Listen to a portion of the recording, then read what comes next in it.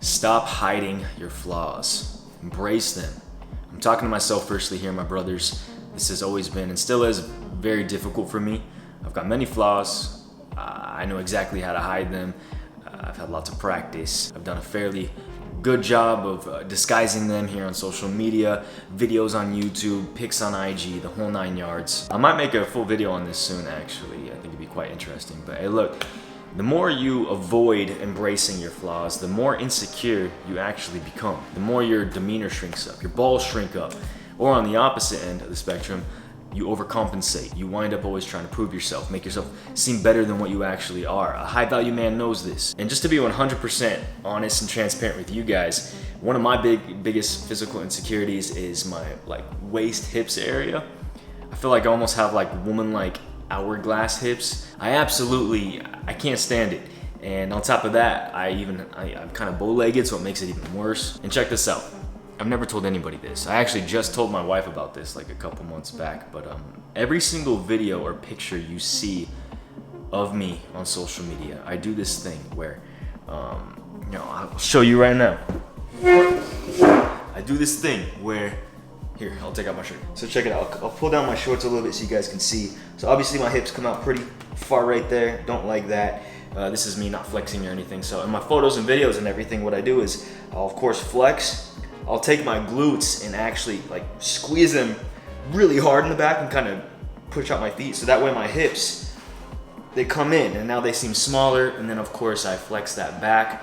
So it looks like I have that more V shape, kind of puff out my chest a little bit. So that's me in all my photos and videos and stuff like that. When really, that's more just me. And dude, my insecurity of, with this started getting so bad that I started doing this in real life. There was things I used to do with Bree when we were first dating that, again, I'll explain in a separate video, but she would look at me and be like, what are you doing? It's kind of strange. And eventually I would tell her the reason why I'm doing it, and she'd be like, I never even thought anything of that. I never thought anything of your wide hips or whatever I was trying to hide in that specific moment. So once I learned how to just relax, it kind of gave me this newfound confident energy, that just chill, calm, and collected, self-assured vibe. And though this specific insecurity will probably always still subtly be there for the rest of my life, I've learned how to be grateful for it. And emotionally as a man, that's the point you gotta get to. You gotta become grateful for it some way, somehow.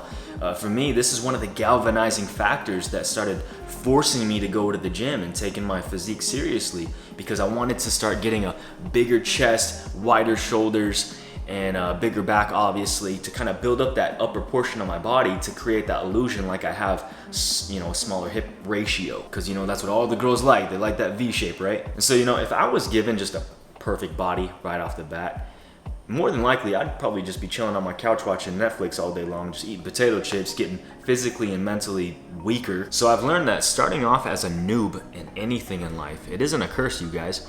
It may seem like it right now in the present moment, but it's like giving a young child just anything he wants versus showing a child how to work for what he wants, for what he desires, mowing lawns, doing chores. Who do you think's gonna actually have the better overall outcome? Who do you think's gonna be a better father, husband, leader? Most high value guys, it took them years to build. I'd say 99% of them were the dorks in high school, and they were forced to put in the work. So those same insecurities, they can catapult you in life. They can cause you to have to get up and actually take action. So embrace them, expose them, like what I just did. This was hard for me right here, showing you guys one of my biggest insecurities. But guess what? I exposed it, and now it's like, all right, well, everybody knows. Most of you guys probably don't even care, so why should I? Now I can just relax and be me. And honestly, that's what confidence is. It's just that subtle, is what it is energy. Now this next topic is gonna be a little spicy, a little tangy. Some of you are gonna unsubscribe for sure, hands down.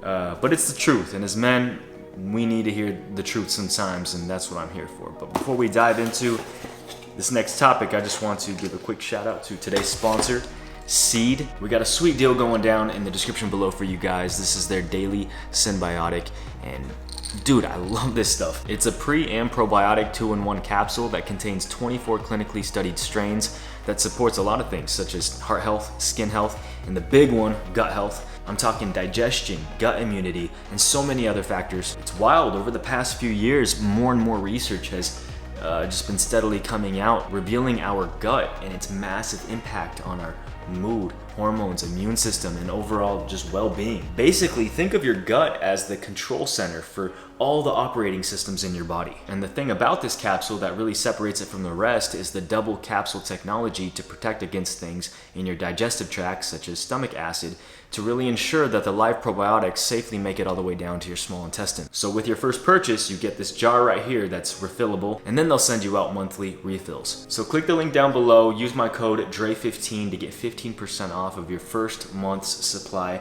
of Seeds Daily Symbiotic. And look, my brothers, a high value man knows that his body is an absolute temple. Everything starts from the inside out. Every part of who he is stems from within, spiritually and physically, of course. I mean, how are you gonna be laser focused? How are you gonna be beastly if your body isn't in its most optimal state? So I've been feeling great on this stuff, and I definitely think that you guys will too. All right, number 2. Here we go. A high value man does not skip the fundamentals. Now, I got so many dudes who follow me on here even who say they battle with depression, past traumas, emotional pain, whatever, which are all real things. I'm not saying that they're not. However, as an aspiring young man, you gotta do something about it. Now, in some cases, there might be a chemical imbalance, which then you probably should go see a doctor, of course. But in most cases, generally speaking, it's you just being a lazy bum. Don't mean to be so harsh, but sometimes it's good to be smacked upside the head with some truth. That's what a good friend does to another. So one thing I told my wife, I told my friends, and I'll tell my future kids this as well. I heard this from Garrett White. You cannot tell me that you are depressed unless you have done these things I'm about to ask. The fundamentals. Number 1, did you get good sleep? Number 2, did you get a good workout in? Number 3, did you get a healthy breakfast? And number 4, did you connect with God? So did you get good sleep last night, or were you on your phone swiping at wee hours of the night watching TikToks? Did you get in a good workout this morning? Even if it was 10 minutes, did you at least just get a little sweat going on, releasing those happy endorphins? Or were you just straight chilling, doing nothing? How'd you eat this morning? Did you eat like complete garbage, like doo-doo, waffles, blood sugar spiking freaking Cocoa Puffs and Captain Crunch? Which, I mean, hey, it does sound pretty good, but hey, come on. And number 4, did you, on some kind of level, did you connect with God? Did you wake up and pray this morning? Did you get up and just thank Him for all the blessings in your life? The roof over your head, the bed you just got to sleep 8 hours in? Did you maybe get in your word? Did you read some sort of devotion?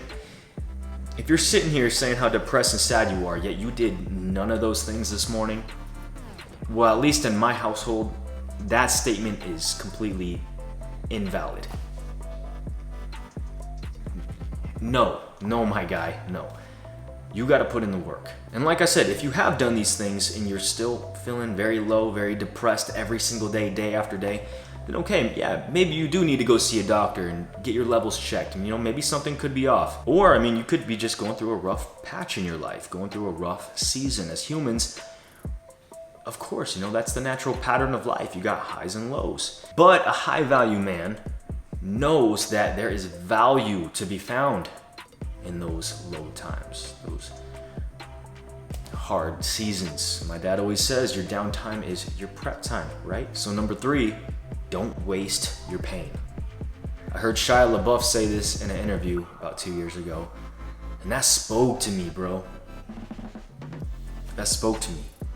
I personally believe not necessarily, everything happens for a reason, because I don't know, just me personally, I believe that some things just randomly happen, but I do believe that you can make a reason out of anything that happens, out of the random things that, come at you in life. You can use that pain as a tool, maybe not right away, but, further down the road. There's things in my own life where I look back, 15 years later, I look back and I'm like, oh, okay, now I can see why I went through what I went through. Now I see why God allowed me to go through that, Because now I can take that and I apply it to whatever I'm going through now, of course. In the moment, I was yelling at God, but now I'm sitting here thanking him that he allowed me to go through that. Like it says in the Bible, God says, my ways are not your ways, my thoughts are not your thoughts. As the heavens are higher than the earth, so were my ways higher than your ways, my thoughts higher than your thoughts. So lean into that. Allow those dark times to mold you. Allow them to build you. Whatever you're going through, don't just go through it, grow through it. Allow those things to subtly build you. Right? Growing up, I was always the smallest, shortest kid in the classroom. I got bullied not only by guys but by girls, bro. I mean, how pathetic. I hated it. I hated school. A part of me hated myself even. Finally in high school I hit a little growth spurt. Hit puberty, finally started getting a little better looking. Got myself a girlfriend and started building from there. Now that I'm 30, looking back, I thank God for all that I went through. I look at all the dudes who were the cool guys, who were the jocks in school, and not to be mean, I'm just being real here, but they peaked. They peaked in high school. A few years ago, I remember my middle school bully, he eventually was my weekly pizza delivery guy. Not that there's any shame in that, it's kind of funny how full circle, I mean, he was now serving me. But it's cool, we showed nothing but love for each other. I always gave him a great tip, and from there on out, we were just always cool with each other now. And the cool thing about this is I personally believe that I gained this empathy, I gained this soft heart because of what I went through growing up. I always felt worthless around other kids in school. I always felt just like a straight up nobody. I felt like a freaking bottom feeder. And so when I got a little older and I became a man, I made it a goal to myself. I told myself from here on out that anybody I ever came in contact with, that I would never allow them to feel that way around me. But instead, they would feel valued. They would feel important. They would feel heard, listened to, right? And I mean, hopefully I'm doing a good job at that. You'd have to ask my friends and just family, close, the people closest to me. And I'm not saying I'm perfect, but I mean, that's the goal. The goal is to love others, despite if they're even lovable, right? I mean, you never know. An evil man may only be evil because he's never been shown what unconditional love is. And you could be the first one to introduce him to that. And boom, his whole life is turned upside down. And that's a thing right there. A high value man never degrades another man and makes him feel less than. I hope this is not true. I heard this the other day. It's just a rumor, but I heard that Tom Cruise, which this kind of hurts me because, dude, I thought the new Top Gun Maverick was one of the best films ever made in cinema, hands down. One of the best. But I hope it's not true, but I heard that Tom Cruise carries this kind of, I am high profile type persona. I heard he fires people on the spot. I heard he tells people how it is, he puts them in their place, lets them know where they stand, which is, beneath him. I heard he pisses in the corners of the room, metaphorically speaking, not literally. But hey, I mean, again, this is just rumor. It's probably not even true, but anyways, any man can easily get to that state. You give him money, a little bit of power, maybe a little bit of fame. Maybe he starts getting a little taste of that high status life with the women. There's been times in my life where I've gotten like that, and God's had to kind of chin check me a little bit. But any man can easily get like that, and it can all easily go to his head, thinking you're better than the next man. So it's very important that you have brothers, have people in your life that keep you in check. Number 5, stop being soft. Now, what separates masculinity from femininity? Good question. Both are vital, both are essential to the human race. I love femininity. I mean, my wife is very feminine and oof, it turns me on. Keep that in mind, women. Keep that in mind. It's not about being Miss Independent. It's not about being a boss biatch, right? You can rule any man just by being in your nice, sweet, soft, natural state. Anyways, both balance each other out perfectly, male and female, husband and wife, God's perfect creation. Gender is one of the most basic expressions of the image of God. And the Bible says male and female, he created them. Anyways, what's one of the basic things that separates masculinity from femininity? Well, I mean, let's look at our genitals, for instance. What does a vagina do? It takes a beating, right? I'm just kidding. A vagina, it welcomes, it opens itself up, right? It's soft, it caresses and nurtures the penis, I guess you could say. Well, on the other hand, what does a penis do? It gets hard, it enters, it penetrates. Just like how the character of a man should be. He should be hard, he should be aggressive, he should be penetrating through life, building himself up, making moves, leading his family. I know this is getting kind of weird, but yeah, a man should be like his penis.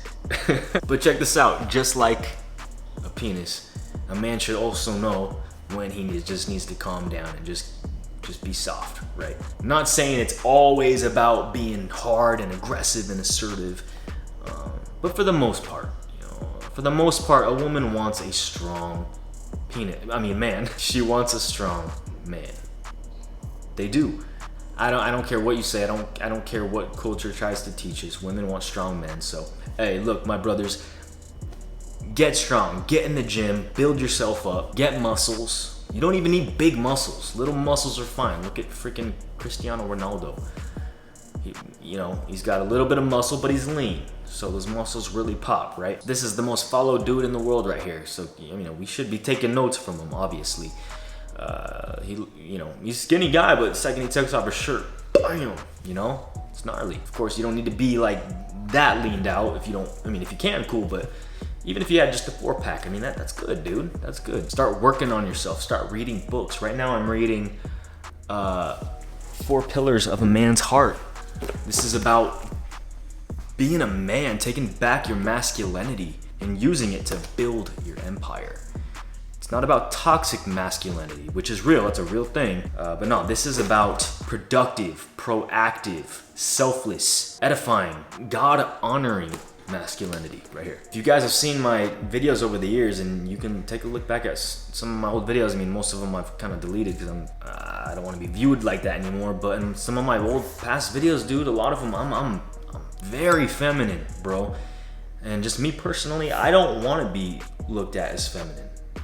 I want my wife to be able to look at me and be like, I want her to know she's got herself a man, right? And I'm not saying I'm the most masculine guy in the world. I'm only 5'9", I'm barely $150, can't even grow a beard. But hey, I'm working on it. I'm working on my things. I'm progressing, and honestly, that's all I can do. There is no end of the road. There is no finish line for a high value man. And that's the thing. It's not necessarily where a man's at.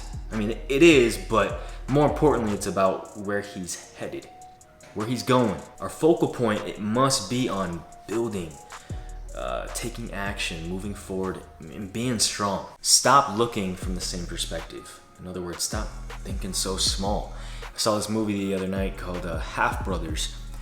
Ooh, this movie, bro, I was watching it all by myself. My wife was out of town. And I was sitting there, bro, fighting tears, my guy. Ooh, it was heavy. But in one of the opening scenes, the father told his son, he said, he had like a little riddle kind of thing for him. He said, divide this cake into 8 pieces using only 3 cuts. His son was confused. I was confused watching it. I was like, how the heck can you do that? But his dad said, listen, here's what's most important. Always try to see things from a different perspective. And after the first 2 cuts, the kid leans over and realizes he can cut sideways right through the middle of the cake. So as men, we gotta think bigger, not necessarily just always having a bigger house, a better car, more jewelry, stuff like that. I mean, yeah, fine, whatever, sure. But having just bigger vision, having a bigger dream, creating more bigger momentum, having a bigger mindset, and just bigger ideas, bigger wiener, whatever, dude. I mean, honestly, you, your wife, your family, your kids, they all depend on you to have bigger vision, to think bigger. And the only way to break free from that rut of small thinking is to see things from a different perspective. And how do you do that? I got these 4 things I wrote down right here. Number 1, by upgrading your circle, being a little more cautious of who you allow to speak in your life and to pour into you, who you allow to hang around you, and just creating those boundaries. Number 2, being a little more open-minded, not being so set in your ways, being open to new ideas, as long as those ideas align themselves with, godly values. And number 3, stepping out of your comfort zone, going into unfamiliar territory. And number 4, seeking criticism.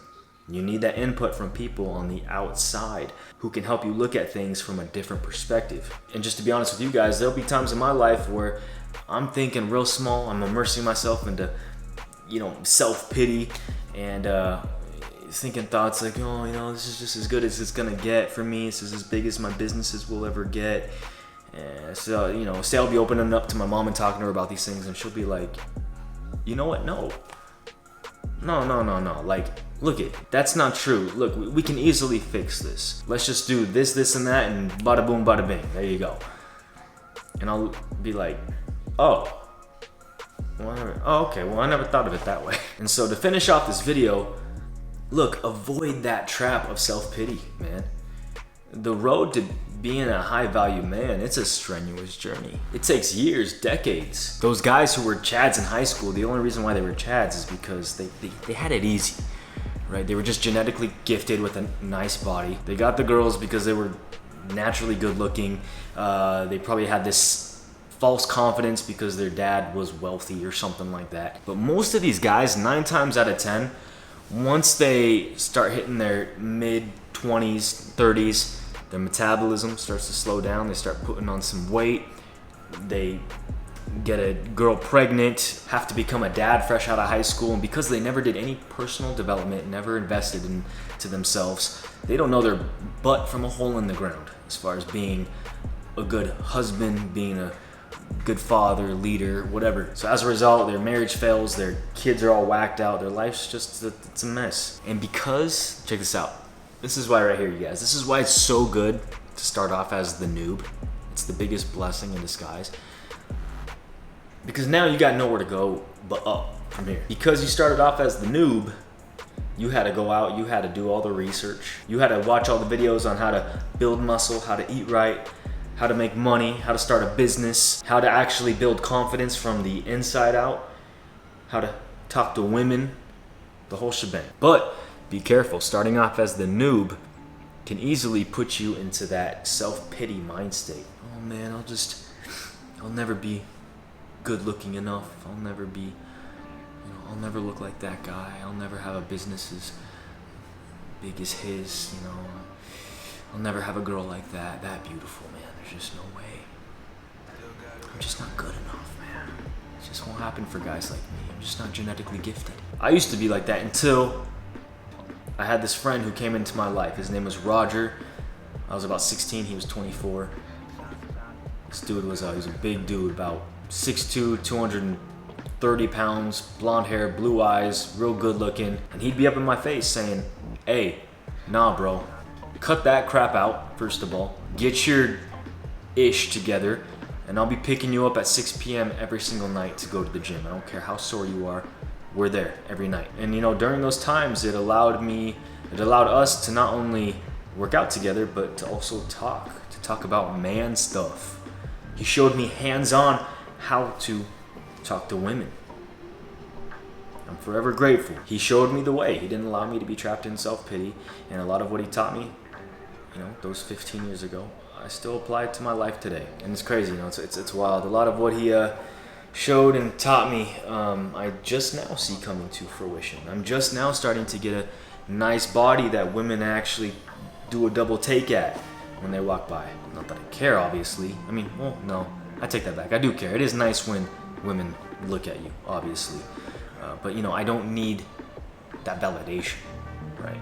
I'm here to look good for my wife. Honestly, the only girl I care about lusting after my body is Bree, right? And hey, look, I'm just gonna be real, but she can't take her hands off me. It's cool.